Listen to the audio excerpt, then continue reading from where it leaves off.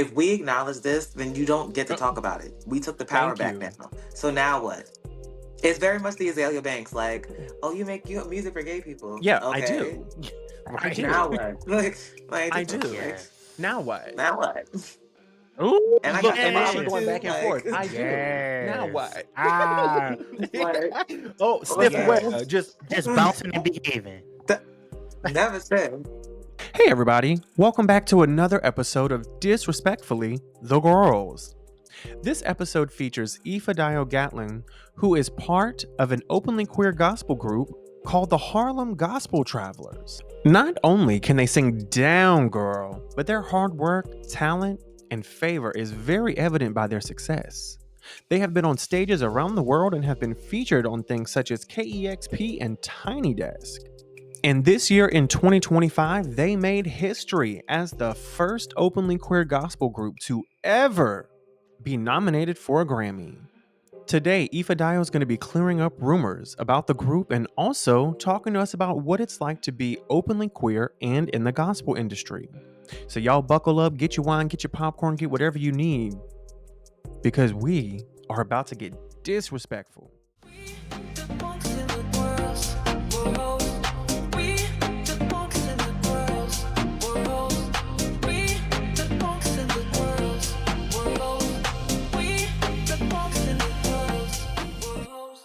And we are live. Hey everybody, it's your two favorite punks and sissies on all of planet Earth.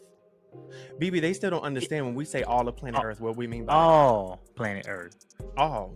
Bitch, not a city, not a country, not a county, nor a parish, ho. All of planet Earth. Y'all just be glad we're not saying in all the universe Exactly. at this point. But I tell you what though, my name is Destin. It is not Dustin. Y'all gotta stop calling me that. I keep telling you Dustin is my twin brother. Y'all want him to get mad and come whip my ass? Stop calling me his name, okay? My name is Destin. But I am your hostess as the mostest, as some people might like to think. But I tell you what, who am I here with today? It's your boy BB. I'm here with, hold up, girl. I don't know why the fuck you decided to just cut me off. Y'all see how a bitch gets. We get another special guest. We get to episode 14. He think he can just take over. Okay, that's what he thinking. See, I was processing my thoughts, okay? Because my mind said, we're going to shut down for a second. That's what my mind had said. Girl, I'm here with obviously the giggliest and the most heaviest breathing co-host on all of planet Earth. Oh my Co-host, can you please introduce yourself for these people? Well, thank you for asking. It's your boy BB, and the BB don't stand for barely breathing. Baby, I'm thriving. Oh, Period. the BB don't stand for barely breathing, bitch. He's thriving. Ain't nowhere in sight. He's out here. He said, I'm thriving. That's what he said, girl, not me, okay? BB, first of all, girl, let me stop laughing. Girl, this is a special episode. Is This really is. You know, not only do we have a special guest, BB, but we may or may not, I can't confirm, may or may not, have the first ever non-binary artist to ever be nominated for a damn gospel Grammy on this here show. What she said on this here rant. Yes. On Disrespectfully the Gworlz. Yep. Excuse me, special guest, can you please introduce yourself to these fine people watching and listening all over the internet? I think I can. Please What's do. poppin', y'all? My name is Ifedayo. I am a non-binary recording artist, producer, and songwriter. I am a member of the Grammy-nominated Harlem Gospel Travelers. Come on. And yes, I did kind of sort of make history this year. With my group, we are the first openly queer group to be nominated for a gospel Grammy, and I am the first openly non-binary person to be nominated for a gospel Grammy. And also, I am the second Black non-binary person to be nominated for a Grammy ever. The first person is Janelle Monáe. I am the second. Whoa. Okay. Yes. To have you and Janelle in the same. I'm letting that be known because Google is wrong. Google, when you look it up, it says me, and I want to set the record straight that Janelle Monáe is also non-binary, and they have been nominated for a Grammy before, no matter if they identify as they, them, she, her, no matter if, as long as they identify as non-binary, they paved the way, and I'm glad that I was able Correct. to step in Yes. this lane as well. Absolutely. Because she's loud and proud, and I love that about Jonelle. Jonelle? Why did I say Jonelle? Girl, please don't cancel me, y'all. Oh my It's God. They're that going to be like, it's that southern yeah, draws. girl. I look. It's giving Let me Jolene, just go ahead and get that Jolene, out now. My God. Jolene. I Y'all hate you too, y'all so too are a much. mess. Y'all too are a mess, And but this is very why. much remind me of who y'all got to do this again with the three of us because No, we send us do. our foods. And I'm so serious when I say that. We will get the three of y'all up here faster than you can say, bitch, we're the Harlem Gospel Travelers, okay? We will get all three. Dennis and George, where you at? Dennis and George, if you're listening, talk to Ifedayo and see if he like coming up here with the girls, and you just get up here. Y'all, let's go ahead and jump right on in to the first segment of the show, which is weekly obsessions. Everybody, y'all know a bitch over here got ADHD, okay? Real bad. Something about ADHD people, girl, we get addicted to things, okay? We become obsessed. Some would say obsessed. Where I just think it's normal, okay? Can I eat the same thing every day? I can. Can I watch the same YouTube video every day on repeat if I wanted to? I can. I don't think that's weird. You know what? It just is what it is. But anyway, so we just like to use this segment to just give people an insight into things about us, who we are outside of this podcast, and you as a special guest to just see who the heck is Ifedayo. So Ifedayo, you are the special guest, and guess what? Special you are. So we are going to let you go first and say, girl, what have you been obsessed with this week? My obsession this week has definitely been Cardi B's new album, Am I the Drama? And Ooh. the answer to that question is yes, she is the drama because she has everybody very, very, very upset and plucked. However, comma, if you got a problem, get in the booth. And if you get in the However, booth and you comma. wasting time, if you get in the booth and you wasting time, I'm gonna leave it at that. But yes, Cardi B's new album is absolutely incredible. I am so proud of her for the fact that she took her time to come back to music. And I think that so many people should learn from that is to create art in your own time and not to be, you know, this industry sometimes can very much make you feel like you have to keep up with the Joneses. Hey, girlies. Unfortunately, due to technical difficulties, the last couple sentences from Ifedayo right here was cut off. And so, unfortunately, we don't have that anymore. And we are going to continue on with BB's weekly obsession. You sitting over there all quiet, looking all just looking. What you're looking at? I don't know why you keep looking at us. I can't look. What you been obsessed with this week? So I guess you can. what's good with me is my birthday was October 2nd, a few days ago. And I moved to Missouri at the beginning of the year in January. And my chosen family actually gave me a virtual birthday party on TikTok. Shout out to them. And that really made me feel so special because being away from my friends, family, chosen family, it gets lonely at times. So definitely them doing that definitely was good with me, and it was really a good way to celebrate my birthday. Oh, Yes. I'm so happy. Girl, we were happy to do it for you. What you mean? You think I wasn't going to see you on your birthday? Happy belated Yes. birthday. I love them. No, literally, happy belated Thank birthday. you. If y'all want to tell BB happy birthday, you can send an email over right to disrespectfullythegirls@gmail.com. Look at the screen and you'll see that email scrolling across. Girl, me, it's funny because I'm talking about birthdays too, girl. You know, it's just a group full of Libras. I don't know what's going on with that. I don't know what's going on with that. But my brother's birthday is actually today. His name is Chance. Look at the screen. You will see a picture of Chance on the screen. He's going to kill me for it, but he will be on the screen. I'm going to take about 30 seconds and brag on my brother. So this is my baby brother. I have 9 siblings and he is the baby. He's probably 6 years younger than me. And I won't go into all the details because that's for a whole nother, I would say episode, but girl, it's for a whole series at this point. But what I will say is that when nobody else in the world was there for me at my darkest days, the motherfucking baby of the family held me down. There were times where I had to look at the baby in the family and ask for money, and I didn't have a car, and his little young ass was coming pick me up every day at my house and bring me to work and then bring me back home and bring me to get groceries. And let me just tell you, that little baby that you looking at on the screen right now, don't play with him, because you will get popped behind him. And we're going to brunch tomorrow. I'm taking him and his wife to brunch. We're going to my favorite brunch spot in Baton Rouge called BRQ. And baby, I'm about to mess up some food and mimosas. They got the best mimosas over there. And my God, it's cheap. Girl, you get the whole bottle of champagne with the juice for like $15. I said, hold up.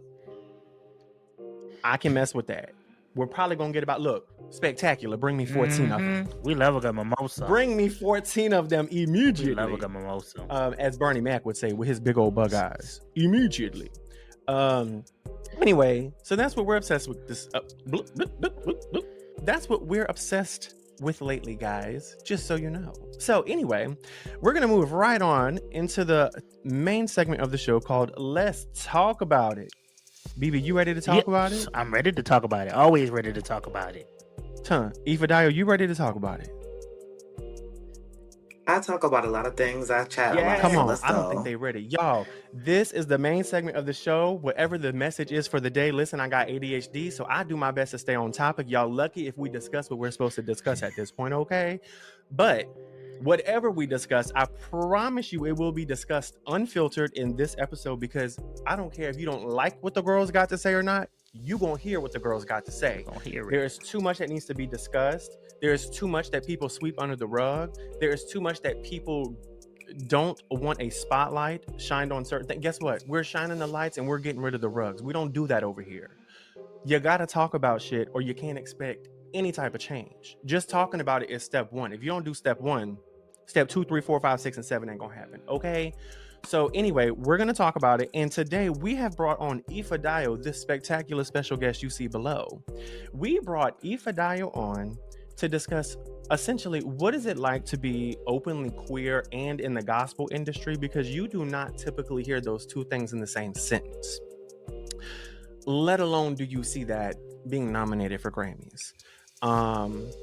And so we just kind of want to jump in, get into that. And so Ifedayo, I'm just gonna go ahead and just ask you, the first thing I think about when I hear openly queer people in the gospel industry and also obtaining or being nominated for these big hefty awards, girl, at any point, or I guess even still now, like, are you worried that being queer is hindering your career? Do you feel it hindering your career?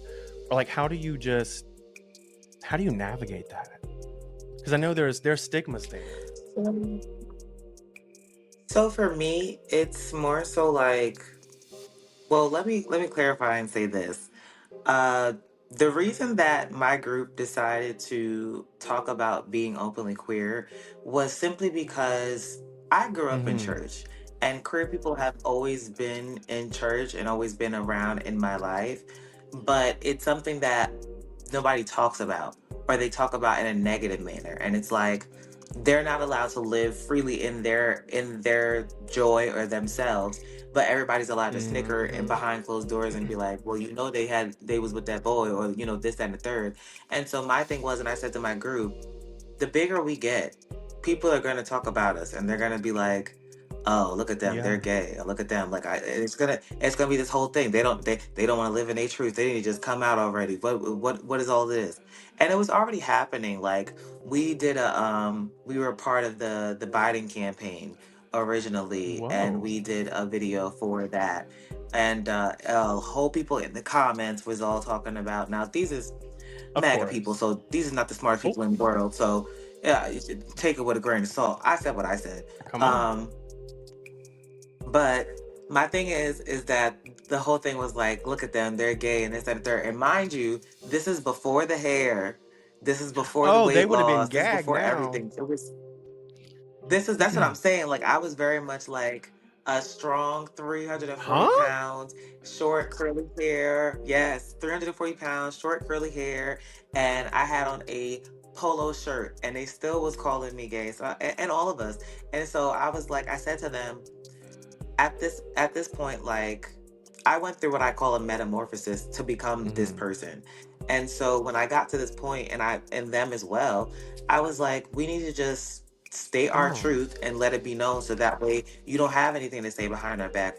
Okay, we're gay, and yeah. we still make really good, amazing gospel music. God is still Come really on. good to us, and that's always been our kind of story. So when it comes to answer your question about hindering our career, it was a career move that we made to talk about being queer, because in my point of view, and I think in our group's point of view as well, it was like, if we acknowledge this, then you don't get to Uh, talk about it. We took the power thank back you. now. So now what?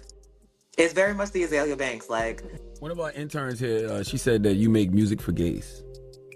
I do. I'm not the intern. I mean, she looked at me like What's wrong with that? nothing at all. Nothing's wrong with it. So, No, I'm saying what now? I mean, it's not. oh, you make music for gay people? Yeah, Okay. I do.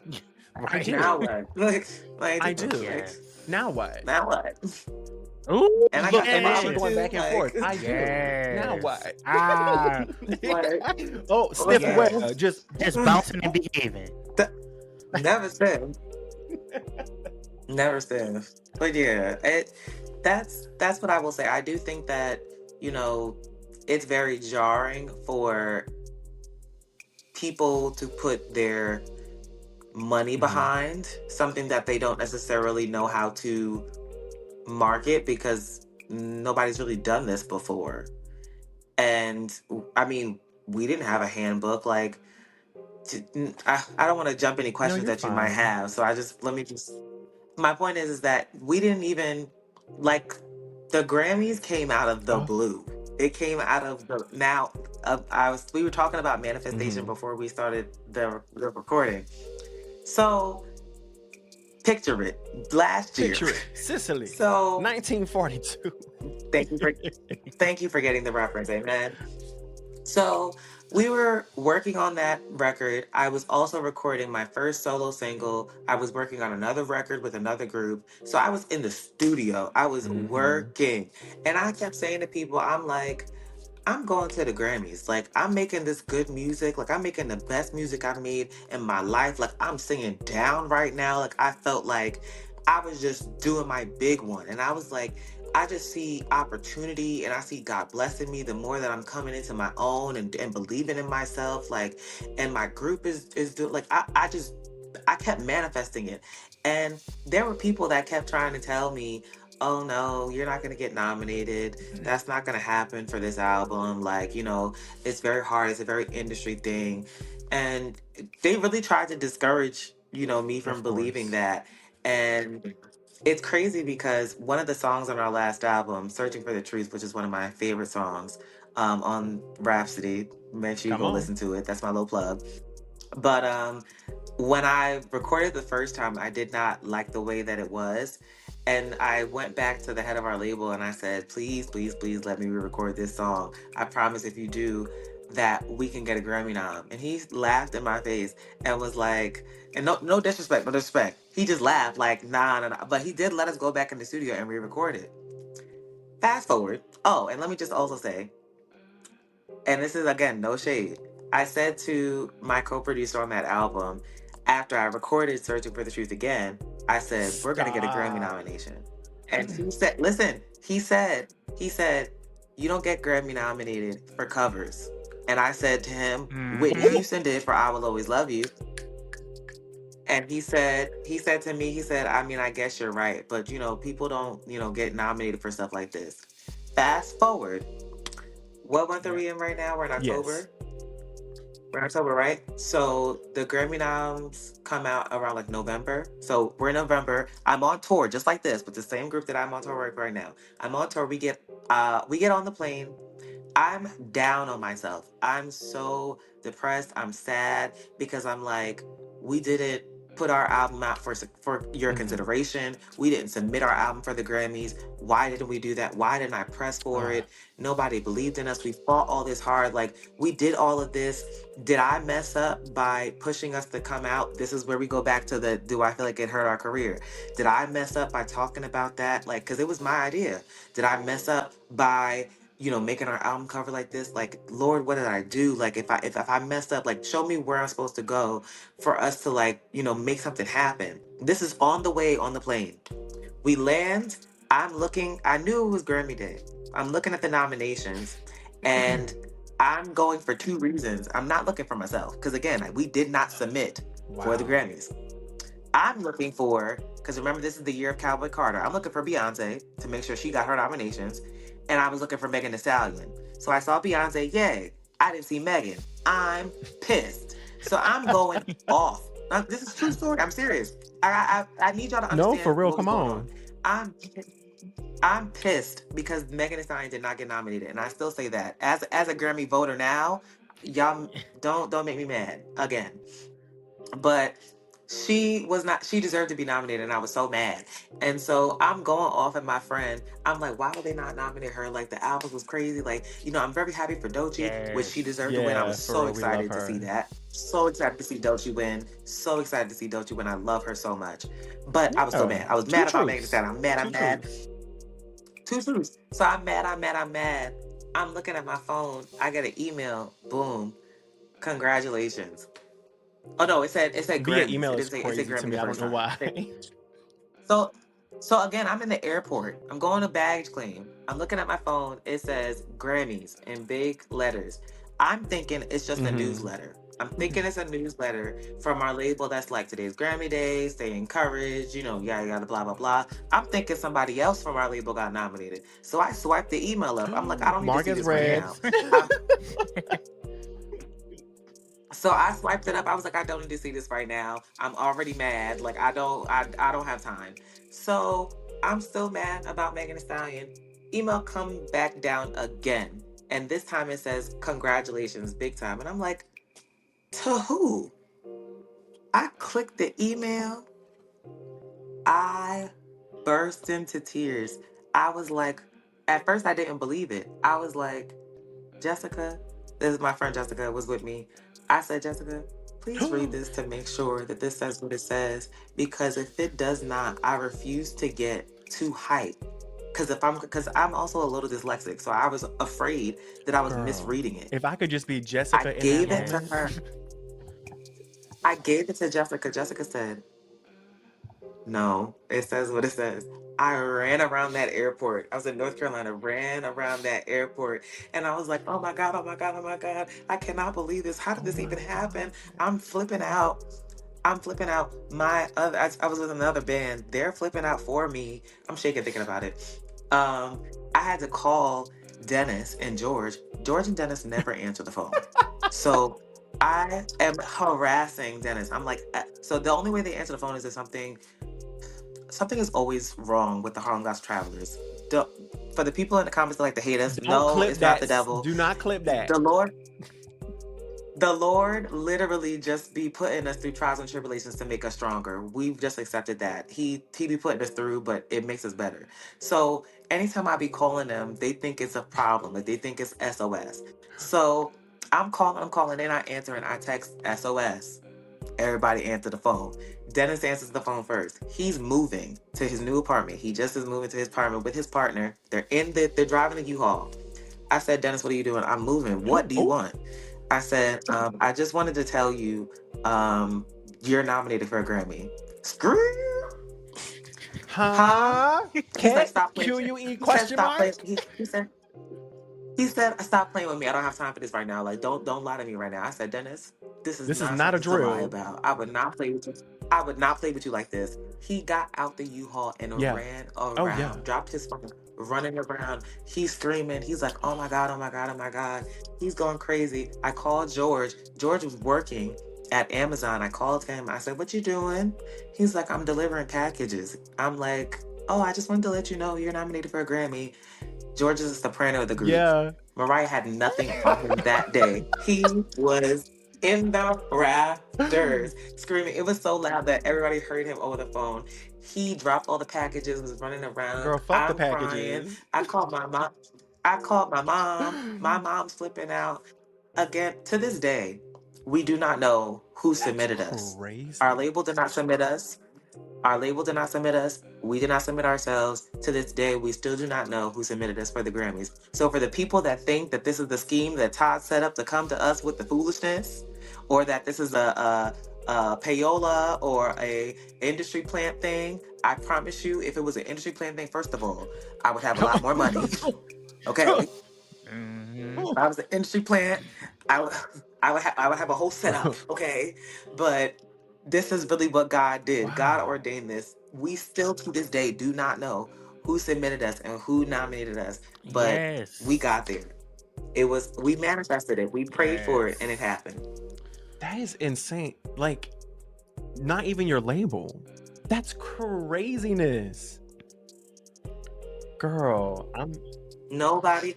Our label was just as shocked as we were. They were like, "Oh my look, God!" I would have called up that producer Everybody- immediately that you was having that conversation. Guess what, girl? I sure did. Oh no, I sure did. I said so. What did we learn?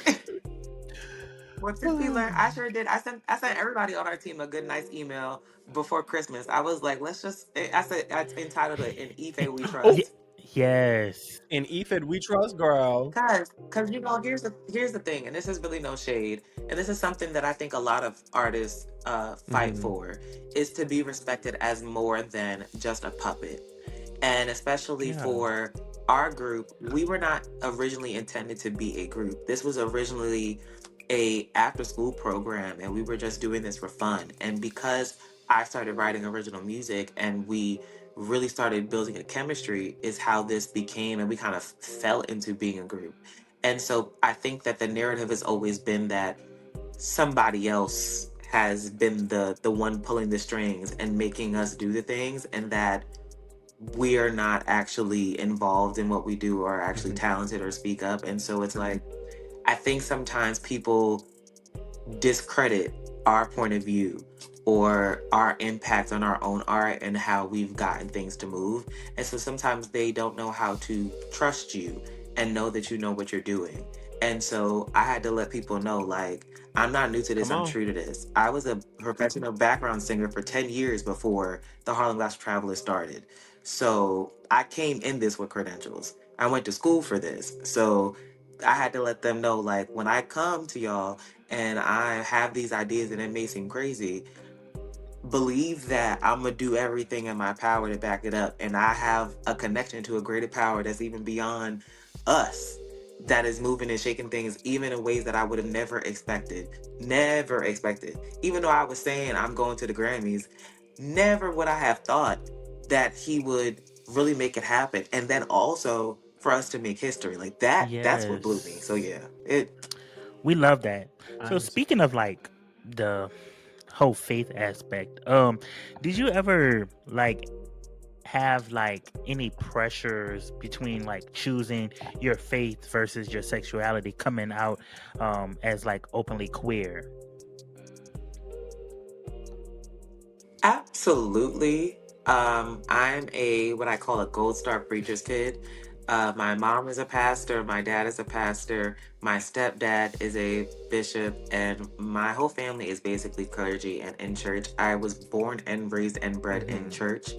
And I don't say that as a negative. I love that I was brought up in church because I feel like there are things that I learned from church that make me so special in other areas, especially in my industry, not just in the way that I can sing, but my mentality of picking up music, of being able to operate on the fly sometimes, and also how to mesh in different settings.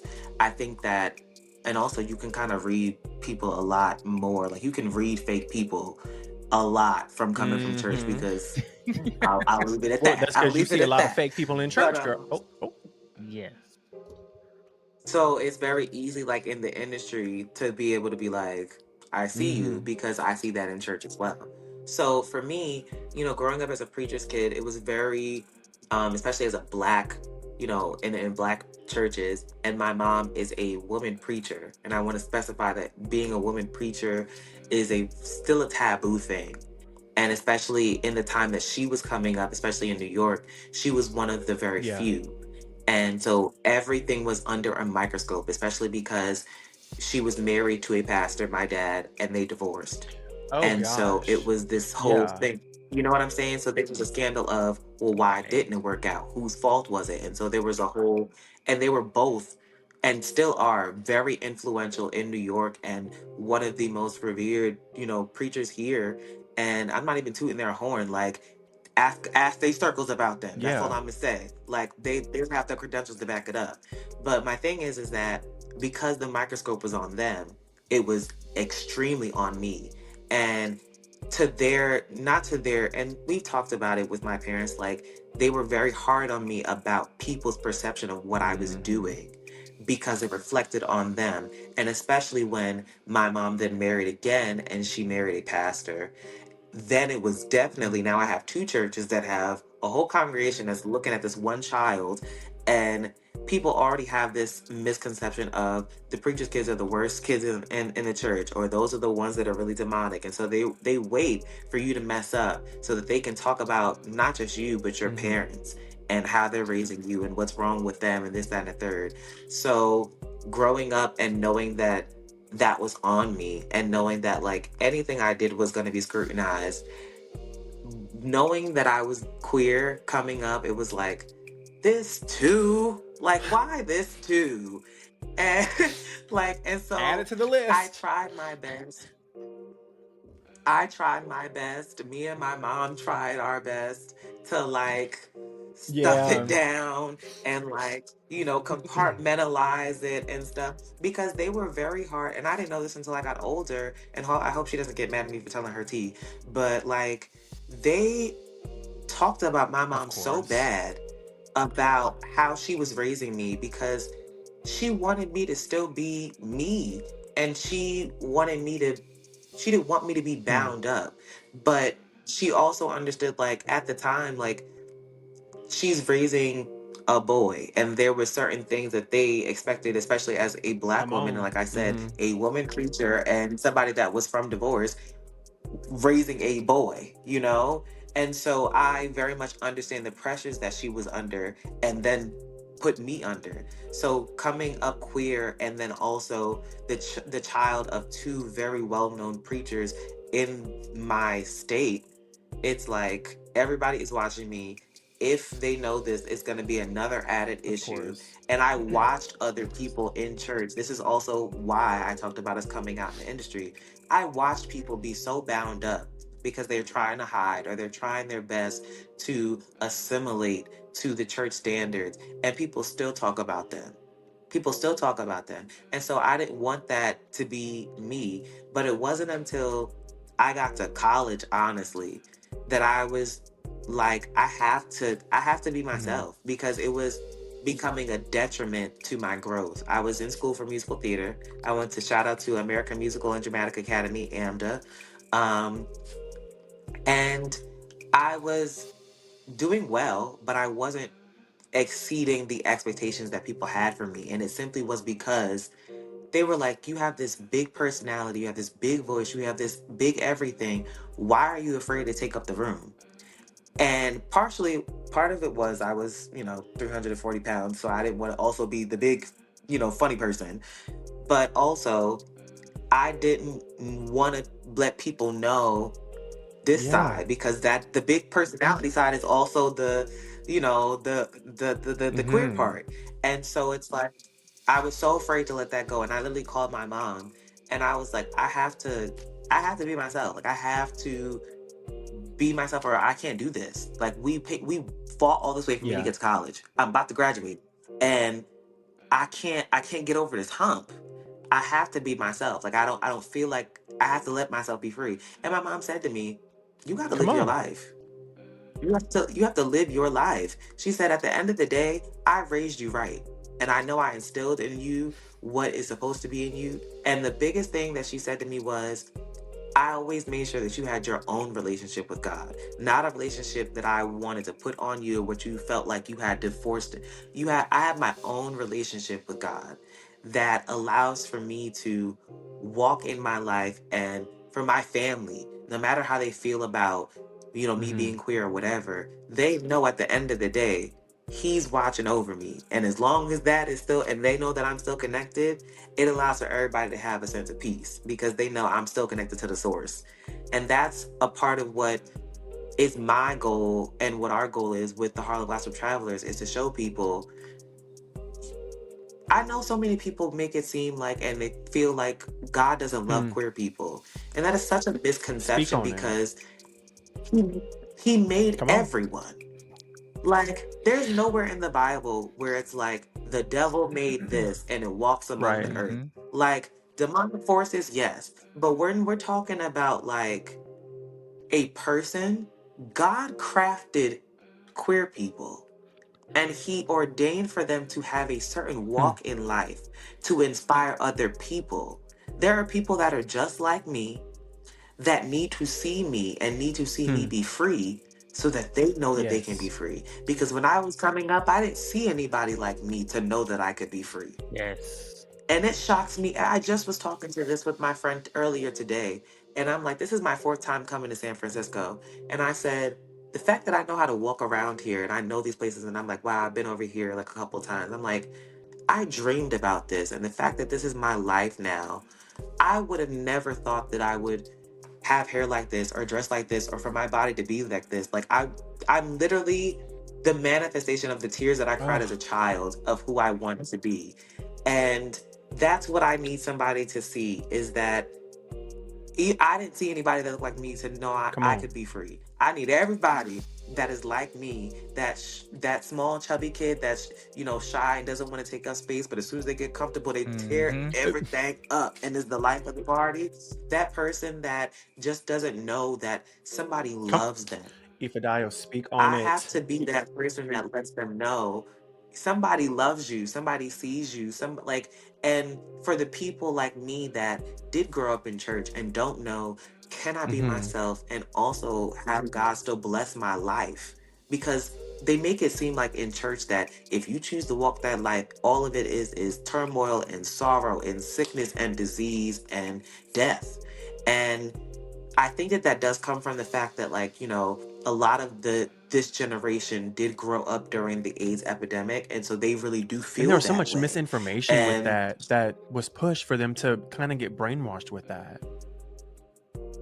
and a lot of church people, to their misfortune, did not educate themselves further on that topic, because at the end of the day, they just thought, well, this is of the devil anyway, so of course this would lead to death and It was sickness. 2 + 2 for them. But in reality, yeah, but in reality, it's like when you start to, and please, Jesus, please, Lord, I pray that nobody takes this the wrong way, God.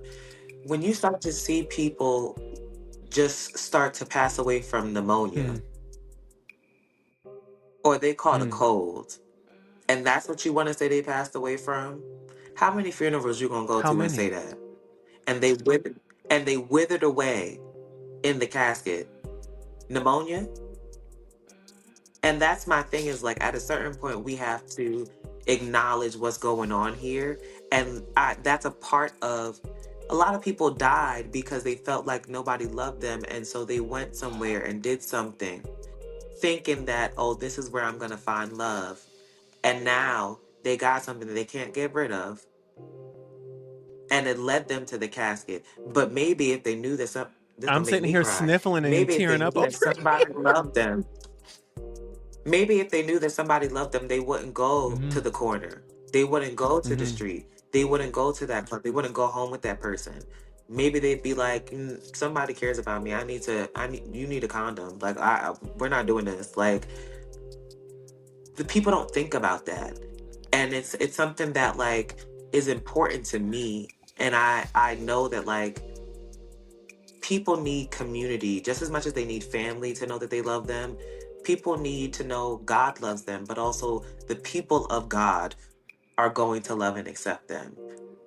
And yeah, that Girl, I know that was a lot. That was my please little what I call my no. mama sermon I don't on know the if y'all can see mountain. the little But sparkles from yeah. the tears in my eyes, but it's like I'm sitting here sniffling and crying because I grew up in the church too, right? And you know, when I reached out to you and asked you to come on the show, just like you said, we're just going to stand 10 toes down in who we are, right?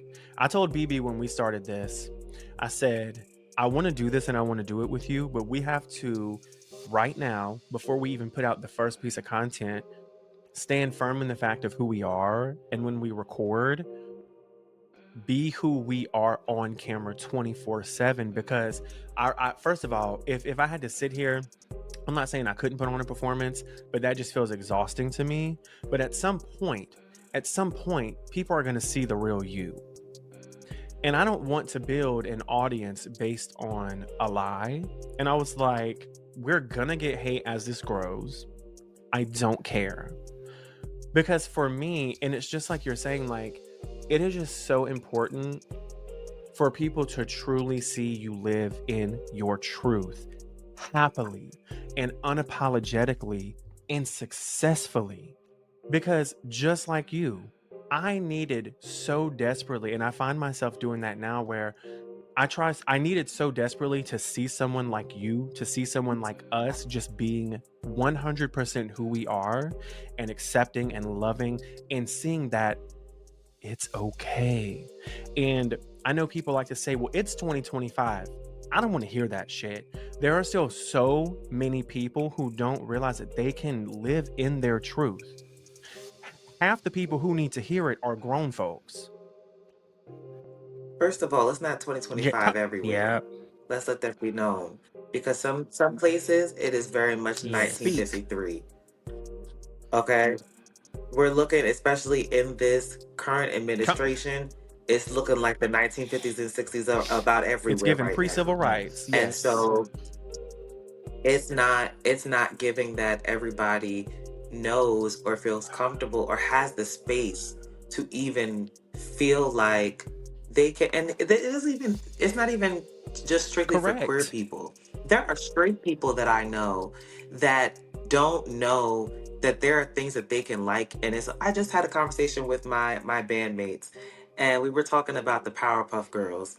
And I was talking about my outfit that I wore yesterday reminded me of him from the Powerpuff Girls. And they were like, I used to really like that show, but I used to say, like, am I allowed to like this show? Like, these are girls. And I'm like, but they used to What? whoop, Yes. like, they They didn't care used how to strong Right. Mojo beat Jojo Yeah. was, down. girl. Mm. They used to beat down. So I'm like, I could understand if boys and girls would like the Powerpuff Girls. And we were talking about it, like, it's crazy, like, how people will indoctrinate you Yes. into Mm-hmm. thinking, like, this is for boys, this is for girls. And, like, that's part of what made me discover being non-binary, because I was tired of people being like, well, that's for girls, well, that's for boys, or you look like a girl, or you want to be a girl. And I'm like, I Yeah. actually just want to be Thank you. myself. I And just want to be is there an option to just be myself? And then I realized, I was like, oh, non-binary seems like the option to be myself. Let me do that. And honestly, when I push my pronouns to people, it's not so much that, like, she does bother me sometimes, only because if I have a full, like, thing of facial Mm. hair, you must think I'm an ugly lady, and I don't like that for me. Uh-huh. Because if I have facial hair, like, if my face is shaven and you say ma'am, okay, I'm getting Oh, close. I'm But giving if I boss have Yes. bitch. if I have facial hair and I have the hair and you talk about some ma'am, Because excuse the hell out of me. don't make me Exactly. Right. mad. But my thing is, I push my pronouns simply because I want people to release their expectations of gender from Mm. me. I don't want you to think, because you're a boy, I'm expecting this, or because you're a girl, I'm expecting Correct. this. I want you to expect me. I want you to expect what I present as. When you meet me, I don't want you to think I'm meeting. Like, that's why I say, like, I want to be an alien, because I want to be an experience. I don't want to be a gender. I want you to experience Mm-hmm. myself, my spirit, my aura, my Yes. light, whatever comes through. Even if you experience my Come fire, on. you Mm-hmm. experienced me. That's me. Yeah. And I feel like so much of what you talked about, especially when it comes to the church's view, um, with what y'all were doing is so much of this stuff is rooted in misinformation, right? And I'm just curious, as you and the Dennis and George navigate this in the career and everything, I know that first of all, just being openly queer gospel artists is an oxymoron in and of itself to a lot of people. And so, what misinformation do you feel like? What is the biggest misinformation that do you feel that people have about y'all? So I'm gonna answer this in 3 parts Please if I do. can. Bullet point, Really MLA Yes. format, works cited page, whatever you want to do, girl. really quickly, because there's been a lot of rah-rah Because I system heard blah you say going something about around. industry plant, and And I'm like, huh? because no, when I tell you, we were not getting any kind of online hate or anything like that until the Grammys. Actually, I'll put it even before the Grammys. What had happened is, and I'm really about to Come blow it on. up for real. This is why I Yes. said I wanted to come on here, because I wanted to be able to tell my story and have people not try to trick or re-edit or try to push a narrative that they want to tell. We had did a interview with a I will just say a person, and they decided that they wanted to tell this story about these rebel uh this rebel group that is hated by the church and is just trying to make gospel music, and they're queer and this, that, and the third. Like, they tried to make this whole tension thing because To that's get what some they wanted to clicks. sell in Of their story. course. Right. And it made people think that we had this big old beef with the church, and that we just could not fathom of why they would not accept us as openly queer people, which is nothing of what we said or anything of what was our story or what we were trying to tell. But that's what they wanted to tell. And it snowballed into other articles of people leading with that. No matter how much we tried to push our story, and this is no disrespect to all of the beautiful people that took the time to hear our story, because there were some really, really amazing articles that were released. The one from the Recording Academy is one Ooh. of my favorites. They really took the time to listen to our story and tell it with such care and understanding. And even when there was misprints, they, to the day that they posted it, they went back to make sure that the story was told right. So shout out to the Yeah. Recording Academy, because they really, really support artists and make sure that their story are told correctly. Shout out to even The Guardian did a beautiful piece on us. And even with that, like, sometimes you're not fully able to get your full story across because it's just print, and so people don't really read, and so they take one part and then they run with it and they didn't read the rest of it. And so it snowballed into people having this narrative that we had this big old beef with the church. And then as soon as we got nominated for the Grammy and it came out and that article came out, that's when it just went bananas.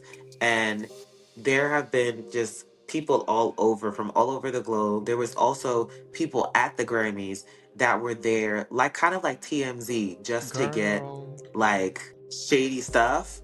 And I thought that they were just, because we were there, it's our first time, we're trying to get all kinds of press.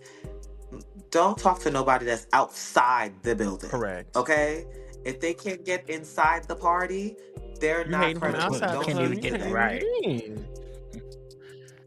So we was walking out of the Grammys to go back to the red carpet, and they had caught us, and they were asking questions and just trying to be very shady about it in the way that they posted it. And it ended up on the wrong side of the internet, and it snowballed to like so many podcasters and streamers and whatever doing these whole episodes about us, don't know anything about us. And here's the crazy part: there's not enough information out about us for them to really like go in and say this is what they're trying to do and they feel this way. So they're just making stuff up, which is why I said about the industry plant thing, because that was this whole narrative that they were pushing, is that like the Grammys, because people are upset about the Grammys for, a majority of reasons. But they were saying that the reason that the Grammys nominated us is because they're trying to push this queer Oh, narrative, please. and they're trying to shove it in our face. And so it was an industry thing, so that we'll accept this and this, that, and the third. The Recording Academy did not nominate us simply because we Thank were you. queer. Honestly, they did not know that we made history until I said something. And I'm not taking credit for it. I'm just saying they did not Correct. know. So it wasn't, again, it was not a scheme that Todd set up to come. Like there was no background shenanigans. This was literally the Lord set this up, and I You don't know worked for that. why people can't get that in their brain. Like it's just what happened. And so like that's the one misconception is that I would like to say is like there's no beef with us with the church. Like I grew up in church. I'm born and Mhm. raised in church. They know what kind of music I make. They know exactly who I am. I still get asked to come and do services. I still Mm. get asked to sing at I people's love it. weddings. Like that it's never changed for me. And I still go to church and the same way that I sing in with the Harlem Gospel Travelers. Now I will say I dress a lot differently because people think that I just be going up in church and thigh highs. Crazy work. Um, but my thing is I go into church and I sing and the Holy Ghost comes too and the people raise their hands. So it's not like I'm going in there and people Come just on. sitting on me and I'm Come not on. effective. Mm-hmm. I'm effective everywhere I go because when you When got you the got power, it. and I'm not even saying it's just easy, but when you're connected to the power, Yep. it works everywhere you go. So that's my thing. I don't like this narrative of us, preying on gospel music and like there's some other like underlying scheme. So that's boom. The second thing that I have to say for church people and the misconception is that queer people have always been influential in gospel music and they've always been involved in church. James Cleveland is one of the most influential voices and one of the most influential artists in the modern day gospel sound. He is the one that really like pushed to the mainstream choir sound and this new age of like original gospel music and the way and a lot of these things. And also he worked with Aretha Franklin on her gospel album Amazing Grace, which became the biggest selling gospel album of Mhm. all time. And so like he was influential in pushing this new sound and he was a queer man. They didn't talk about it, but it was very Mhm. well known. If you watch that Aretha film, they talk about it in there a little bit, but he was a queer man, but he still made some of the best and most profound gospel music that we still sing to this day. And there are other artists that we know of or that we don't want to talk about that are queer and are still some of the best and biggest Speak artists on it. today. And I'm not calling no names because like I can say James Cleveland because that's well known. But there are other people that like church people. Let's be honest. Let's call a spade a spade. We know what we're talking about. But you still sing their songs. Correct. You still shout. You still invite them to come to the church, and they still tear it up. And God still uses them. And so my thing is that just because you don't want to acknowledge what they are, doesn't mean that okay. So now that we acknowledged it, boom. You just let the devil Right. use you. You just gave up the fight. My fight in life is not against being Mm. queer. My fight in life is fighting against the devil and the enemy and the attacks that he has against me and God's plan for my life. I'm about to start shouting. And I don't think that people understand that. It's like an attack from the enemy is not like, oh, I woke up late today to go Come to work. on. Thank An you. attack, an attack of the enemy is really every day you go to work and somehow or another you cannot get all of your work done. You cannot get and no matter how much overtime you do, you cannot get none of your work done. And now your job says you're underperforming. You're underperforming. And as much as you're good at your job and the thing that you do, you're underperforming. And you need to figure something out. And you're like, well, I'm doing everything that I possibly can. Why is it just every time I just feel like I'm getting overwhelmed and overwhelmed and overwhelmed? That's the plan of the enemy. When he knows that you're about to get somewhere else, and he Yeah. knows that you're about to foil his Mhm. plans. Because again, there are people that need to see you be free so that they know they can be free. But he doesn't want them to be free. So why would he allow you to keep winning and keep thriving and keep being happy and keep growing so that they can see, oh snap, I can be free and be happy. they don't understand that the trick of the enemy is not me being queer. The trick of the enemy is me fighting myself and being Come on. inside and being bound up. That's the trick of the enemy. That's where it is. Because when you're bound and you're just like, I can't be myself, and I've been toiling with this and wrestling with this, there's no pray the gay away. I want people to really understand that. And I know that's an No, girl, old they Yeah. ad still that people think it. have. But when it comes to like, and I'm not saying that God can't heal, deliver, and set free. I've seen it happen for myself. But when it comes to like being queer, and even for the people that have been like that I know growing up, I'm like, you was very much queer, but then now you married this lady. I'm gonna mind my business, I guess. I listen, as a bisexual person, I believe in bi Come on. nature, but I wasn't giving bi back in the day. Oh, You who's wasn't giving giving that. poem? But it was but at the end of the day, my point is to say is that God wants people to be free and to be connected to Him and to love others and to inspire others and uplift one another.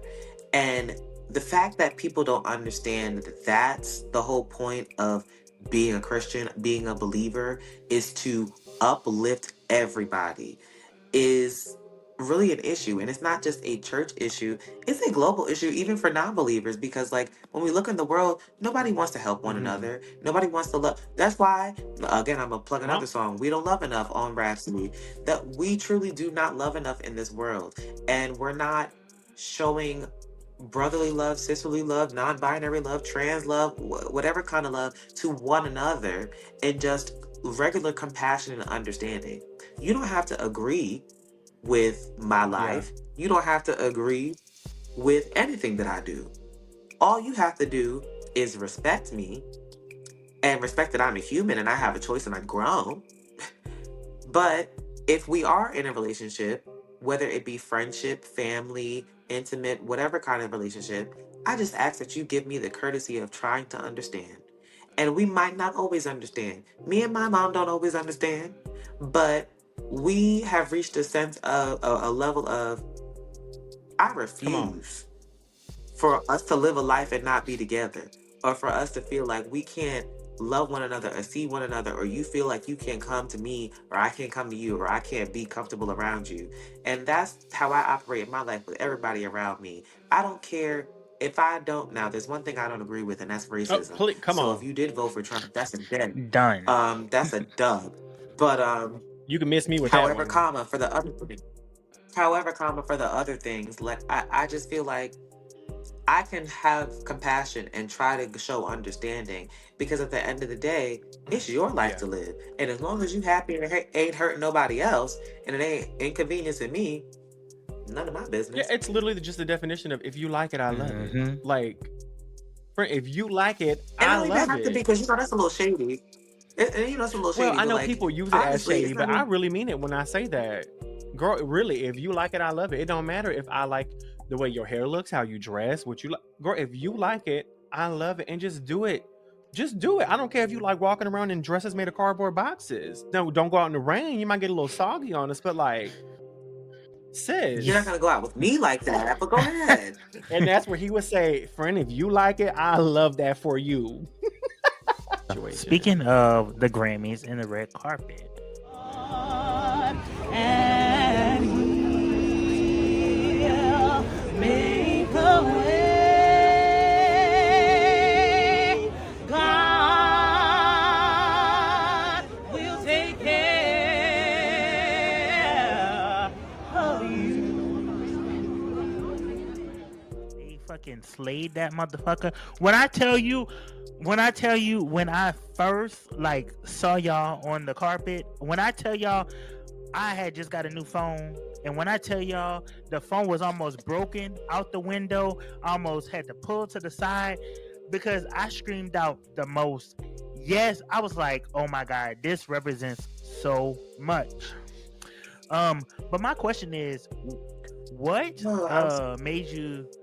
made you guys decide to walk the red carpet twice? I am like low key, high key in tears right now because when I tell you that is the reaction that we were going for, because when we found out we were nominated, I told my friends, and I've always been like a big fashion person. George and Dennis are not like, especially like I love my George. We call him Smooth SpongeBob. He's a very classic style kind of person. So like, he's the face card. He don't need too much because the face eats Come on. down. So he's gonna be very classic silhouettes, very, clean lines, but it's gonna be designer down, but it's gonna be, that's him.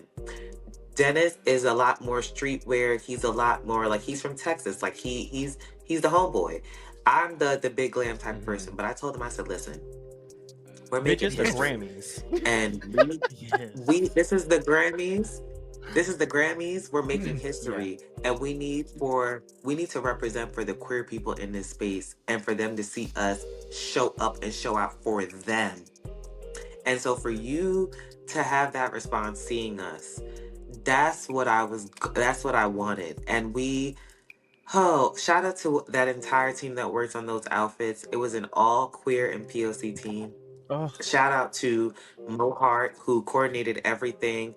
Another level of manifestation. I literally said to my friend, I wanted to work with them. I wanted to work with Mo Hart. And literally, as I text that, Mo Hart jumped in my inbox and said, "Hey, do you need a creative director?" And I said, "Oh my God, absolutely. But we don't really have anything going on right now." And they were like, "Nah, it's fine. We can, just talk and plan things out." 2 weeks later, I called him. "Hey, do you want to do the Grammys?" manifest, So, manifest, and manifest, they, manifest, manifest. Everything you've said so far. Oh my gosh. but literally, it was, and they assembled the Avengers. I mean, it was insane. Shout out to GB Couture that made all of our outfits and her entire team. But the reason we walked the red carpet twice, to answer your question, was because. This So, is how you know it's gonna be good. no, this is the real tea and how you know I'm really a diva.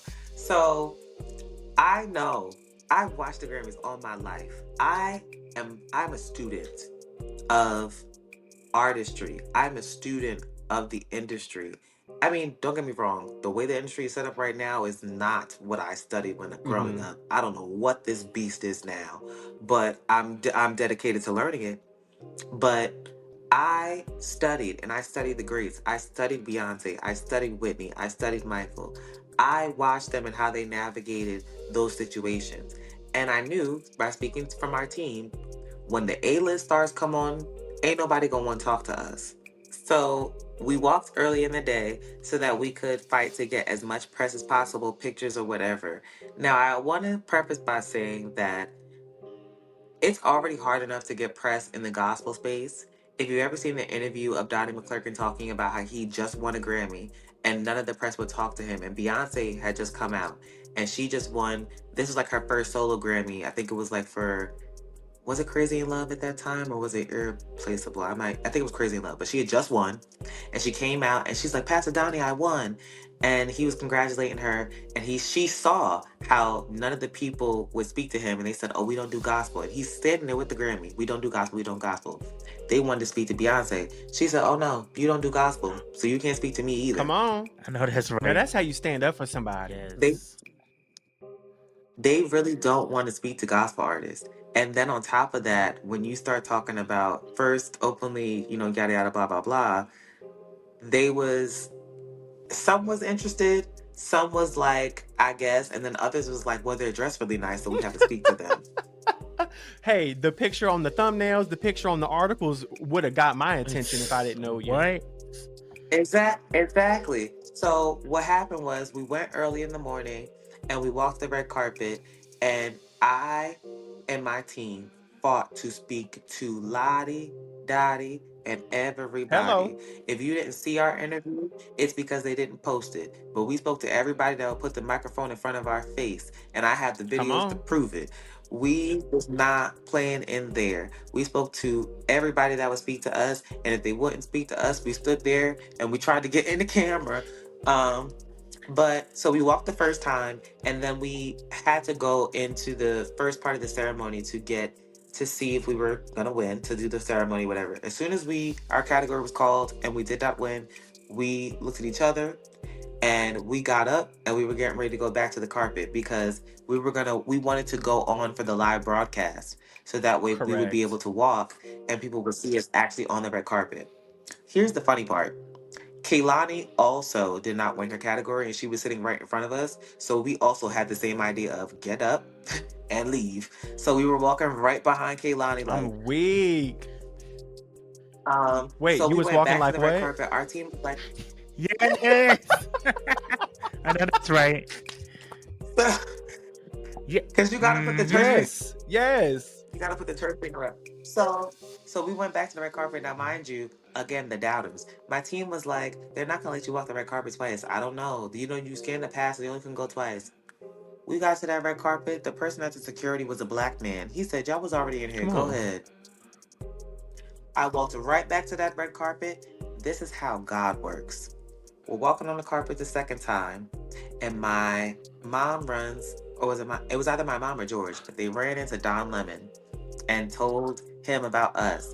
And this is where the video comes of us singing our song God Will Take Care of You on our second Come album, on. Look Up, which charted number 6 on the Billboard charts. Amen. Just to let you know about it, because they Come don't be wanting on. to talk about our Somebody need accolades. to. But yes. So we bust out God Will Take Care of You, our song, a cappella on the red carpet. Everybody like started to hush course. and was listening, and there was like a little audience of like people that were standing there too. It was surreal. And again, this is the second time we walked. That was on his live stream. The video went crazy. It was insane. And then we walked the red carpet again. We ran into this is when I walked past Samara Joy, but I didn't speak to her that time. We got to speak to Jacob Collier, which was insane. He's a musician, And then we walked the red carpet live during the broadcast the second time.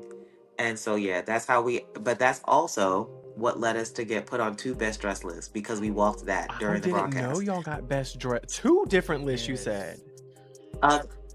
Again, they don't want to talk about I our know, girl. accolades. We're gonna talk about it. So we made two best dress lists at the Grammys. And yeah, we did our big one. I was determined at the end of the day, I knew that it was going to be like at the end of the day, being nominated was enough for us, like honestly. And the fact that we made history was like the cherry on Yes. top. Nobody had expected that. Nobody saw us at the Grammys to begin with, and then to make history was crazy. So, you know, we kind of knew that we were not going to win. Now, I don't want to say that in like a detrimental way. Like we were still hoping and praying and like God's going to do it.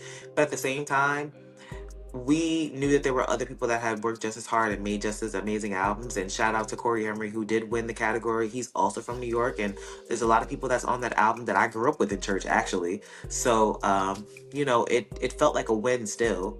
And so we just wanted to make sure that we left our mark there. And I feel like we did.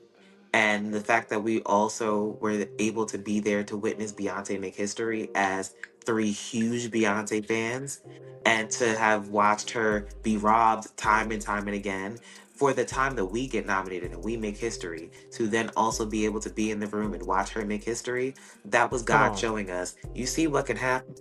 You see He what wanted can to happen. show you. He see said the we're gonna the dangle places it that in I front of you and let you know what you got access to, an opportunity for. Yeah. and you got to keep working Yes. towards, because it's not going to be easy. That's why it was specifically Beyonce, because it would have been a cute little Cinderella story for us to be like, oh, nobody believes in us, and we got nominated for a Grammy and then we won. Woo! Now Okay. what? And they all lived Right. happily ever after. No. Time to put in work. No. Let's go. And that's why we had to watch Beyonce, because it wasn't happily ever after for her. It was a long, drawn out, unnecessary Yes. fight for her to finally win that and make history in a way. And it would have been cute for her to win for Lemonade. Yes, rightfully so. It would have been great. It would have been great for her to win for Renaissance. But for her to win for Cowboy Carter, a Yes. I know country they was album, pissed off about that one. that's even bigger than what she probably Yeah. was even imagining for her life and for her legacy. And look what God did for her. And so he allowed us to be in the same space to see that, to say, If I can do that for her in country, just imagine what I could do for you in gospel. And you know what, Ifedayo? Y'all didn't waste any time. You lost your category. You jumped up immediately and said, you know what? Let's go walk. Let's go walk the red carpet again. We can sit here and wallow, even though we're happy we were not. We can sit here and girl, let's go. Why are we wasting our opportunity? And look what happened. As they say, my God, my God. Because Yes. Oh my gosh. Ifedayo, we're going to start wrapping up this segment, but as I just said, my God, girl, we are so glad that you came Yes. here today. I'm so serious. Thank you for having me. I know you're on tour right now. I know you're tired. You had fun. You went to see Samira Joy. She's amazing, girl. If you don't know her, go look her up. What are you doing? The girl can sing. She's phenomenal. But no, seriously, we really appreciate you taking all the time out of your day to come hang out with these two punks and sissies.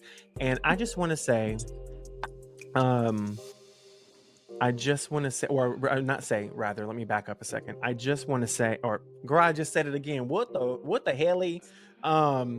If I had to ask you for a quote unquote elevator pitch, for a 60-second recap, whoever's watching and listening, if they had the biggest takeaway from everything you talked about today, what do you want these people to take away from this conversation?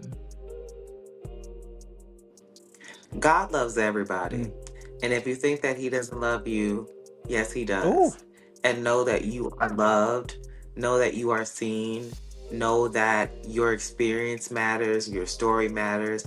And no matter how hard life can get, and it does get hard, everything that you're going through, you're built to go through. You're not built to get stuck in. You're not built to fail. You're built to succeed. And so know that your trials and tribulations are only temporary, but your blessings will be necessary and will last so much longer. Oh, I should have bought a Kia. Girl, don't get me started. We finna start speaking in tongues over here because I told you I'm a preacher's kid. I got a little word in me, just a little bit. Because you've been dropping words since you came on this episode. Everybody, before we get into the next segment, I just want to say, I don't know where you're listening or watching it from. Girl, if you have not hit the follow button, subscribe button, 5-star button, leave a comment, all those things, what are you doing? You know, I keep telling y'all, if you just keep lurking like this, I'm going to ban you from the episodes. Y'all ain't going to be able to watch them, or you're going to go to log in and say, oh, it's Friday, girl. Disrespectfully, the girls done dropped the episode because they drop at midnight every Friday on YouTube, Spotify, and Apple Podcasts. And you're going to log in and go, oh, why? It says no access. Exactly. You better follow us. But I just want to move on into the next segment of the show. And that segment is called what, BG? Disrespectfully, bitch. Disrespectfully, bitch. Yo, the show is called Disrespectfully the Girl. Did y'all think we were gonna go anywhere without throwing a little bit what Nikki said? We throwing shade like it's sunny. Listen, we gotta be a little bit disrespectful. We just like to talk about in this segment something that has pissed you off lately. It can be a person, place, thing, event, a restaurant, a burrito. I don't care what it is. What's pissed you off is what's pissed you off. And then we just gonna talk about it for a second. Just take a couple minutes, set the scene, let us know what happened, and then I want you to go off on that bitch. BB, show us how it's done, girl. What's your disrespectfully bitch this week? Oh my God. The great supposedly country that we live in, land of the free, home of the brave, supposedly. Like, what pissed me off is this Bad Bunny situation. And how the orange Cheeto man and the South Park looking bitch is just making it so fucking difficult. Why is it just so... Why we can't get past the fact that, okay, Bad Bunny, like, what's the issue? What is the issue here? Like, so supposedly they were like, oh, ICE is going to be fully active during the Super Bowl because it's Bad Bunny. But mind you, there were several other artists that wasn't from this country that performed at the Super Bowl. Did we get all of this? No. So like Rihanna, she was born in Barbados. No issue with that. Paul McCartney, Shakira. Oh. But you didn't see all of the ex-presidents acting the way that the orange man is doing. And I'll even go with a white girly girl. If they brought Adele over here for the Super Bowl, nobody would have ice sitting outside. So what?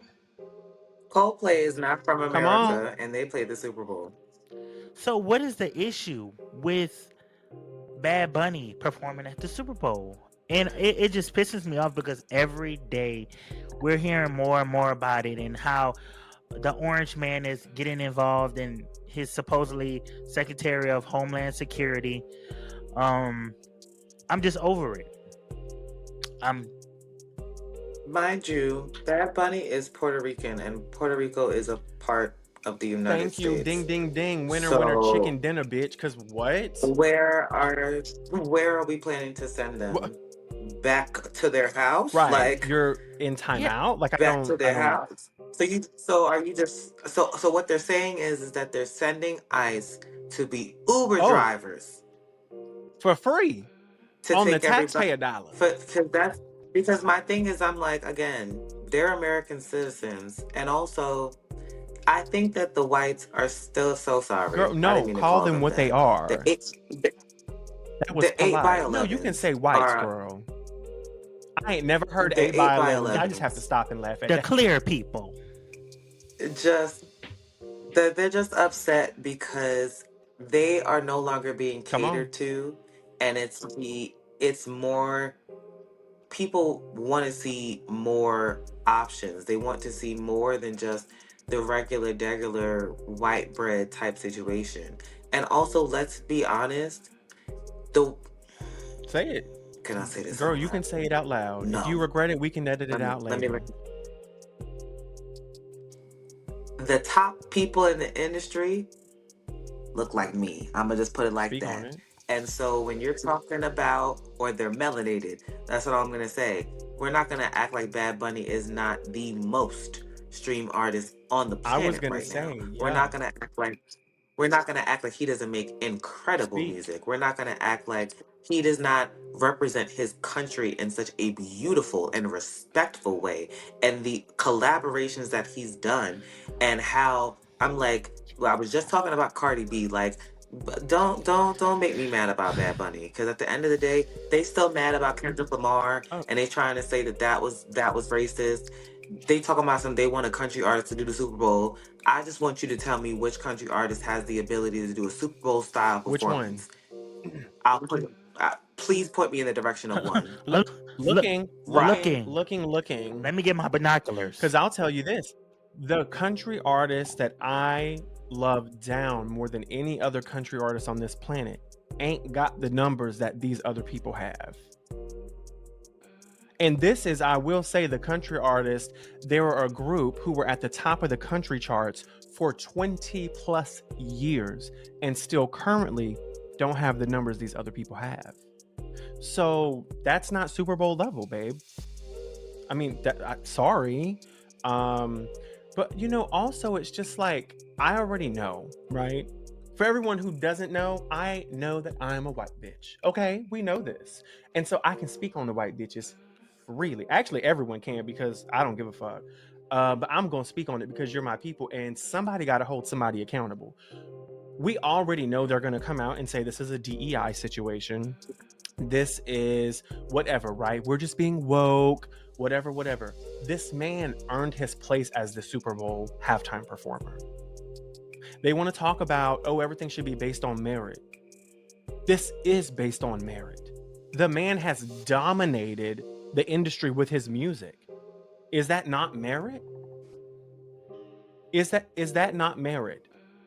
When y'all are sick and tired of lying and you just want to outright say that you don't want to see any person of color, or I'll just go be honest and more blunt and say anyone who's not white in these big success brackets, then you can come talk to me. Otherwise, I don't want to hear your mediocrity excuses of, well, that's just DEI. Well, then how does he have the numbers he has? Hello? Can y'all hear me? Don't get mad now. I know probably enough white people watching this to matter anyway, but y'all the ones who need to be watching It's too. crazy, and every sick of day it. is just. I'm gonna be quiet. I forgot this was your segment, bitch. I'm sorry. I'll be Every day quiet. is just. It just shows that, like, how much hatred is going on, and Yeah. if you're not like them, then they're gonna find ways to like discredit people. And he definitely, like you guys mentioned, like definitely earned his spot there. So instead of worrying about who's performing at the Super Bowl, you need to worry about running this rundown ass country and clearing your motherfucking felonies, because you got more felonies than any thug that I know. It just pisses me off because like But it really pisses me off because it's just like this is what we have to like deal with. And if you're not like them, and guess what, I can't change the way I am, it pisses me off because more and more hatred every day about the simplest shit. Just let it go. Like, just let it go. Come on, let it go. Y'all love that song, don't you? Just let it be. Just let it go, my Yes, God. just let it motherfucking go. And I meant that disrespectfully, bitch.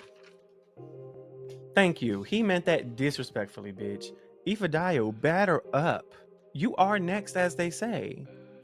Girl, what has pissed you Okay, off? so all right. I know that this is about to make a lot of people a little hot, but it's all right because it's my opinion. It's my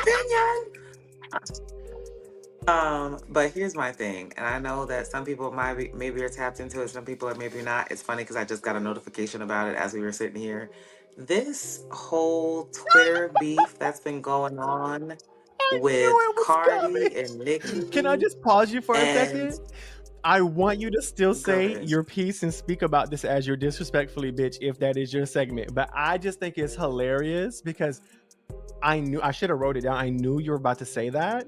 But it's funny, we filmed an episode at lunchtime today, and this was that person's disrespectfully, bitch. And it's just so funny. But I'll be Over it. quiet. Go ahead, friend. So what's irritating to me is, first of all, and let me just say, the two. Oh, I know I said I know y'all say I can cuss, but people already have a problem with me, so I'm not gonna say it. But the bitter B link up of JT and Ice Spice, I'm so sick of y'all because nobody was talking to y'all, and you jumped into a conversation that you wasn't big enough to stay in, and now you're getting mad. And JT, that diss track was trash. You made two of them. You had a week to get in the studio, and that's what you came up with. And they're wasting time. And let me tell you something right now, from artist to artist. And I made a video about this, and I tweeted about it. That's how serious I am about it. It makes me mad because you have all the opportunity. You have a team. You have a label. You have money. You have access, and you still choose to be online arguing. You still choose to not make quality music. That's what you spent time in the studio to make. Don't piss me off. And then going back to the root of the situation, which is Nicki and Cardi. First of all, it's not, and I'm saying this from no standpoint, even though I am on Cardi's side because she just. But here's why I'm I'm not on picking Cardi's this out, but side. I'm picking this out. No, because here's why I'm on Cardi's side. I released an album and everybody get mad. I released my album go number one and everybody get mad. Wasn't even talking to you, lady. Where did you come from? Nicki Minaj makes me upset because you were the queen of rap. Oh, word. And nobody No, was what coming. you mean word? I'm gonna let you This talk, is why friend. I'm gonna say word. Let me finish. Because you were the queen of rap. And nobody was coming to take your crown, honestly. Nobody was really gunning for you. The only problem is that you have no respect for anybody else. You don't have respect for the legends. You're not a girl's girl. And so every time somebody comes up, you want to try to sun them and disrespect them. And it happens over and over and over again. And the reason I say word is because you've tarnished your legacy by being a hater.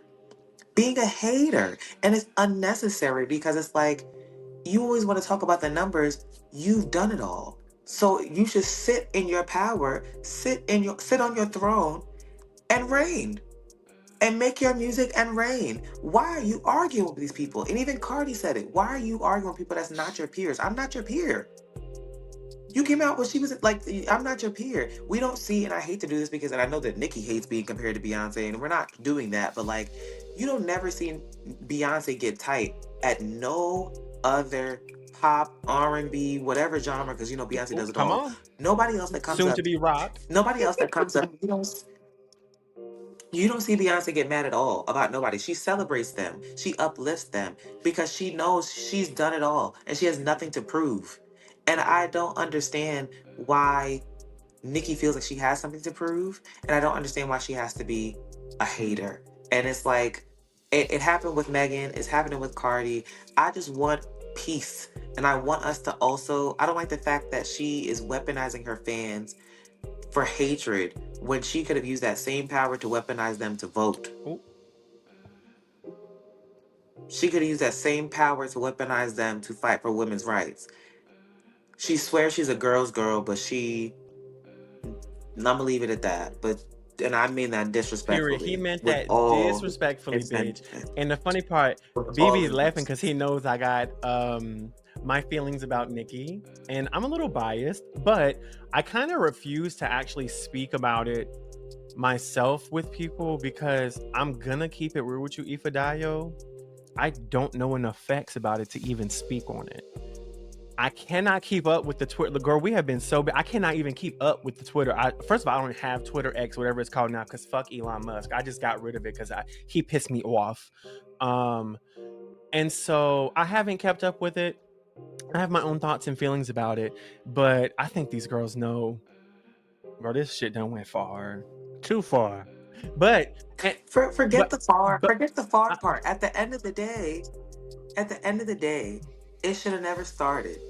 Just because her album went #1 has nothing to do with any of you. For the girls that she did come for, get in the studio and you better make a good diss track. And JT already A really failed. good one. So Oh, Bia, you're up next. Bia.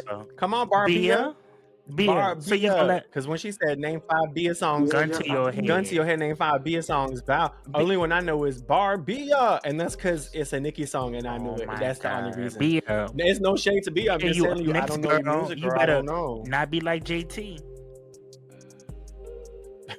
Girl, I am fucking weak. And all I'm gonna say is, I'm not afraid to say what I said because at the end of the day, the Barbs they don't want no Come on. smoke with me. That's #1. Number 2, JT is gonna block me. Like usually I try not to talk about celebrities because at the end of the day, especially now, like I might work with these people or I might meet them in person, but these are things that I would say to their face. So Hey.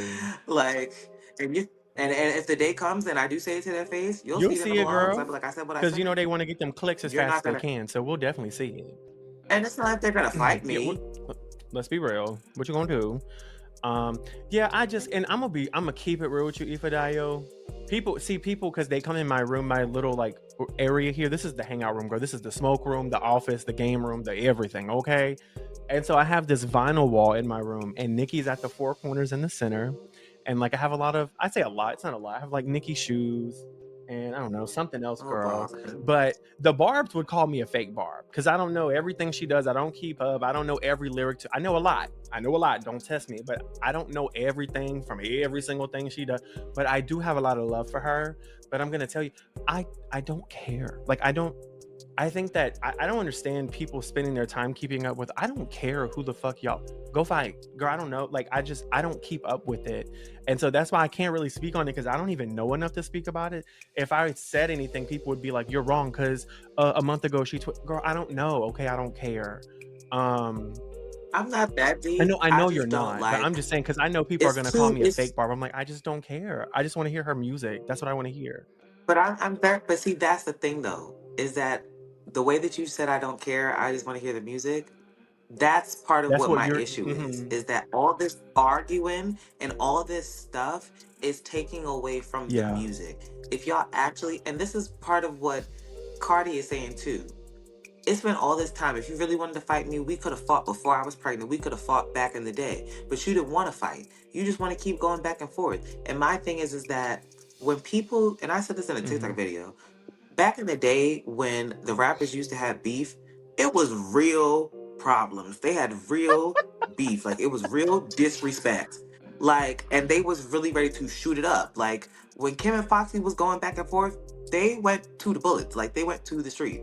This is not that. This is giving chatting and just running up the numbers so that way it hypes up the excitement for when the album drops. And that doesn't give me artistry. That gives me playing ghetto games. And I don't like that because to me it doesn't seem true and authentic, but also it's not fair to other artists because like what would I look like starting a beef with somebody for no reason just to run up my things for them to be like, oh, let me go hear the Harlem Gospel Travelers because they just came for let me not name no names, but you know they came for so and so. Like what? First of all, people gonna be like, I don't even I care. don't care. What? I just want good music from you. That's all I want. And I will say this Like- before people try to ghost, because you know, I'm not one of the barbs. Like, girl, there are barbs out here that you can say Nicki didn't look her best or that was not the best performance because she forgot her lyrics 47 times, which I understand her catalogs is as long as some people's rap sheets. And so, I mean, she has a lot of songs, right? And so, but anyway, what I would say, I have looked at some of her and been like, that was not a good performance. And when I saw her in New Orleans for the Pink Friday 2 tour, I was like, oh my God, we had such a great show. I'm glad that I was at this show and not some of the other ones. But there are barbs who are like, they're so blinded that they're like, they will dox you just for saying that. And I'm just like, girl, I promise you, Nicki doesn't know who you are. I promise you, she doesn't know who you are. Okay? And she's just a person. You don't know who I she say is. this all the time. Oh, no. But I say this all the time. I just love that woman down. And I will say, if she walked in this room right now, I would just be like, oh, hey, what's up? Babe, you're just a person. Okay? So to all the barbs, like, these people are just people. I promise you they're just people. They don't know who you are. I don't even care about these are, and I'm gonna say this I don't know. I'm just gonna say it, bitch. This is rich people problems arguing about petty shit, in my opinion. I don't care. Because also, and I will say this as a Nicki lover, if I'm at the top and someone's running around saying what they saying about how I'm gonna outsell, I don't care. Then go outsell me. Then go do it. I don't care. I just don't care. But yeah, y'all heard him. He meant that disrespectfully, bitch. Don't play with him. He said he'll say it to their face and he'll say it to your face. So don't play with none of him, okay? Because I'll slap you behind Ifedayo as well. I'm just So, saying. y'all, I'm still pissed. There's a lot of things pissing me off lately. I've talked about this multiple times in some way, form, or fashion, but I'm going to loop right back around to Charlie Kirk. It's not about Charlie Kirk per se. It's related. I'll probably put a clip in somewhere right around here so y'all don't think I'm making this shit up. But why did I see a TikTok today? I'm just believing the TikTok, okay? Because it looked pretty convincing to me, okay? Why did this TikTok... So why did this TikTok have a father sitting down with his son, going through his homework, and this is a fifth grader. Might I add, a fifth grader has a packet sent home as homework all about history lesson of Charlie Kirk. I'm sorry. When did the state put this in the state curriculum? At what point did the state include Charlie Kirk in the curriculum for you to teach? Because let's call a spade a spade. Y'all think teaching slavery is woke. You think teaching history about the black struggle in this country is woke. This man got popped mere weeks ago. I don't even know if it's been weeks. I feel like it's still so very recent. We got homework packets, a 5-page homework packet with true false pages, with pages about his legacy and asking questions about what was so important about Turning Point USA, which was founded. This is a packet all about Charlie Kirk's leg. I promise you, Ifedayo, when you see the edited version of this episode and you see the clip, you know what? When we get off of here, I'll DM you the clip so you can see it. Gagged. This is a fifth grader. First of all, he wasn't even a real politician. Second of all, what did he do? You can't speak about slavery. You don't want to speak about black issues. You don't want to speak about queer people in this classroom because it's confusing for the children. And it has to be approved by the state before we can teach it. Because let's be real, the state approved version of history is nothing but whitewashed falsified history. But we can immediately, mere weeks afterward. Now, this might just be a rogue teacher doing what she does, and I understand that. But what the fuck? I had to lean forward because what really gagged and gooped me was Gadget his Goop is legacy. what legacy? What Thank legacy? you. His I'm just trying to legacy, because when I think legacy, when I think if we're gonna study somebody who was gunned down for speaking their beliefs and was trying to cause peace and encourage, good things in the world, I think Martin Luther King Speak. Jr. I think Malcolm Speak. X. And there I don't he who shall not be named. Like that's not I refuse Come to say his on. name. Like I'm not doing that. It irked me just now because like you said, they don't even want to teach African American history. They don't even want to teach any type Latin history, Nothing. Asian history. They don't want to teach any other history besides The beautiful white bitches of standardized. America. And even when you learn about other countries, they still want it to be through a lens of, but America is the best. Please understand that this is beautiful here. However, America is safe. Everybody else is Yes. dangerous and they don't have any rights. And then you get out here. And that's why, as the Harlem Gospel Travelers, we encourage you to travel. Because when you get out here, you realize, oh, they don't like us. And there's a reason why they don't like us. Now, I will say some people are just some haters. Because Australia, I don't know what your beef is with us. I don't know what your problem is. But let me tell you something right now, Australia. Every Olympics, you're going to lose. Everyone. Just say it. Everyone, you're going to lose. But we get out there in the world and we realize, oh, they don't like Americans because, oh, we do look stupid Of to them course. outside. Do you know how horrible I felt? I was in London when the election happened, and everybody kept asking me. They were like, "How do you feel? Like, if Trump wins, what are you gonna do? Like, we're wishing you the best." People were literally wishing us luck for the election as we were over there. Imagine my disarray when I woke up in the middle of the night and saw the results. I kept checking. And I literally did not want. I didn't want to come home. I did not want to come home. I was like, and I didn't even. I almost said something crazy. I did not want to come home. I have a little bit of media training, so I did not want to come home. Yeah. I said, this is crazy work. I was so disappointed in America, and America continues to disappoint me. Continuing with this whole situation with he who shall not be named. Like, please calm down. Like, this is not. And it's not even also violent or whatever. Like, we do need gun reform. But he would not have supported gun Correct. reform. He actively didn't. So, like, this is, and my thing is that we need to focus at the task at hand. And all these distractions, the fact that y'all fall for them. It's not, y'all always want to talk about the schemes and the government's doing backhand stuff. Maybe if you pay attention, you wouldn't be so schemed so easily. Yeah. And here's what I'll say, because I'm glad that you picked up on that word legacy in there. And it just brought me back to this, and I don't care. Y'all can get mad at me. Listen, a bitch loves Hamilton, okay? And I will say this every time legacy gets brought up because I think about it every single time because I think it's so powerful. In the Hamilton musical, right as the bitch is fitting to get killed, they pause, right? His gun goes in the air, they shoot the bullet, everything freezes, and then he steps out and does a monologue. And in that monologue, he says, because that was Hamilton's whole thing, chasing a legacy, building a legacy for America, for his people, whatever the case may be. And he stepped out and he asked himself, what is a legacy?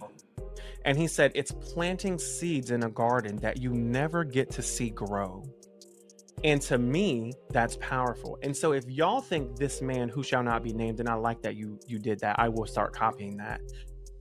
If y'all think he was building or has a legacy, I would like to know what flowers are going to grow up in this. Like, what legacy? What's going to come from the garden of the seeds that he has planted? Name the flowers. Weeds. Aside from... Dead weeds. Weeds. little Stupid pissed weeds. on, drowned out Right. flowers that done been pissed on by dog piss or something. Because I'm sorry, but actually I'm not sorry. I just say that out of habit. Hatred is not a legacy, and I don't care how you slice it and dice it. There is nothing you can say to convince me that his campaign, his career, and his money was not fueled by hatred for queer people, for black people, for trans people, for honestly, anyone who was not a cis white straight man with money in America. And I don't know how else to make people realize it. The ones who don't realize it are never going to realize it, and I've just kind of realized that at this point. But my God, tell me what flowers from this legacy garden would pop up. Name them, because I'll just say that because I could go on forever and I'm not going to shut up about it. And I will just say that I meant that disrespectfully, bitch. I promise there's no sense of respect meant in that. It's fuck him, fuck his mama, fuck his wife, fuck his kid. It's honestly fuck everything that he touched, because they all hold the same values. They all reap the benefits of what he gained from his hatred. And I can't fuck with it. So fuck all of them, honestly, disrespectfully. And I'll just leave it at that. Everybody, now that y'all done got us all up in a tizzy, my God, heart rate through the roof. Please don't check my blood pressure right now. My doctor's gonna say you better take that medicine. Y'all, we have come to the end of the show. I promise you, if you're still listening over an hour and a half into these three punks and sissies on Beyonce's internet, my God, we love you and you deserve to have your, you know what, I probably won't say that in front of Ifedayo. Girl, I don't want to do it to her. But you know what? We love you. And if you have not hit the follow button, the subscribe button, leave a comment right now and let us know, how is Ifedayo's new look? You may be thinking, we're at the 30-inch down. Yes. It's gone, girl. We in blowout season, okay? Leave a comment down below and let Ifedayo know how good they look, girl. Ifedayo, we're gonna say one last time. I know I've said it to you before during whatever. Thank you. Yes. I know you're busy. I know touring is exhausting, and you came and did this anyway after not only performing at the festival today with your tired self on tour, you went to a concert. I know it's hot out still, and you still came. Oh, wait, hold on. I did a show Come on. yesterday, two shows. Two shows yesterday. I did a show in San Francisco, then drove to Reno, did a show that night. Then got up early this morning, drove back from Reno to San Francisco to see Samara Joy. And then after that, ran from the festival back to my hotel to come do this with you guys. So am I exhausted? Absolutely. But did I enjoy every last second of this? I absolutely did. And I would do it all over again. Y'all better give them their flowers, and y'all better go follow the Harlem Gospel Travelers. You better follow Ifedayo. Honestly, go ahead and follow Dennis and George. I'm sure they've got socials too. It's going to be plastered all over the screen right now. Y'all, and especially if you're black and queer, please support these people down. Black queer artists have it tough enough as it is, but black queer artists in the gospel industry, let's be for real, okay? It's a tough space to operate in, and they're navigating it. It's hard out here for a pimp. When you're trying to make the money for the rent. He said, push that shit out. And she said, it's hard out here for a pimp. He said, you wasn't singing. That's exactly how we make our Come albums. on. Just like that. Right. I know. He said, hold up, Destin. We might need you for a little ad lib on the back. Hold up, Destin. I'm just playing. Ifedayo, thank you so much, girl. And y'all, we cannot wait. We cannot wait to see y'all in next week's episode. Yeah. Bye.